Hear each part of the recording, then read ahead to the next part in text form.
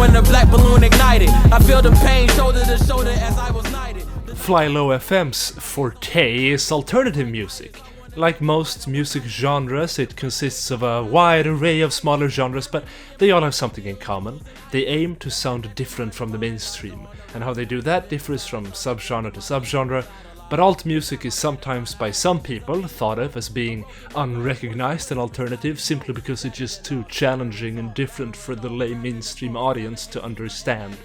They wouldn't get FlyLo anyway, more for us intellectuals. So the logo, it can be divided into two main parts, the text and the thing. Let's start with the text. The name comes from the rapper FlyLo, or Flying Lotus. He also hosts the station, and you know, his logo and the station's logo, they're kinda similar, so there might have been some inspiration going on there. So this slanted style, picked up from the Flying Lotus logo, makes the station kinda stand out a little bit. Dare I say it looks different from the mainstream. Maybe it looks like a factory roof?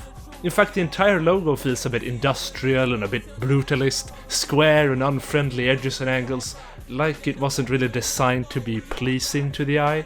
Alternative music fans tend to want to support the lonely and abnormal artist who likely will never reach enormous fame or riches, and if that artist ever were to become massively famous, it's not really alternative anymore, is it? So the true alternative genre itself is sort of stuck in a perpetual low-budget environment, the type of environment that the logo emulates. So, we have talked about the type, and now for the graphic elements of the logo. Actually, how about the music? Yeah, a bit more about the music.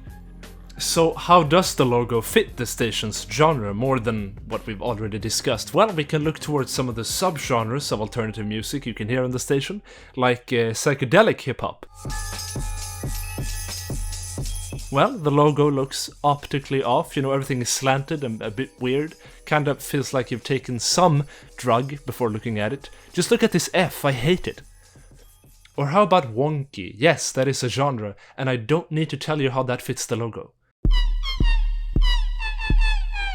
Everything seems to fit into being different, slightly unfriendly before you really get to know it, but we'll absolutely buy you a drink if you gave it a chance. Okay, fine.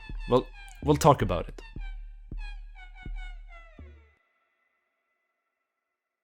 The color is weird. What is this? Dark beige? Light brown? Delightful dirt? Like smells like Teen Spirit or something.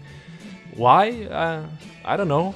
Maybe because it's more nihilistic and realistic. Bright, happy colors, by contrast, are ungenuine and try to sell you something. I don't know, something like that. Alright, fine, we'll talk about the thing. I guess the logo forms a nice square with it, and it enhances the sort of industrial and unfriendly first impression. A first impression that never really leaves. Just looking at this dude makes me feel queasy. Let's move on.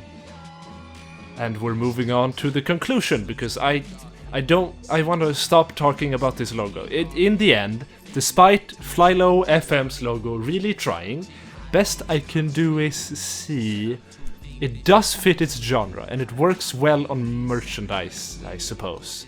But I think it manages to look both mind-dullingly boring and uniquely ugly at the same time.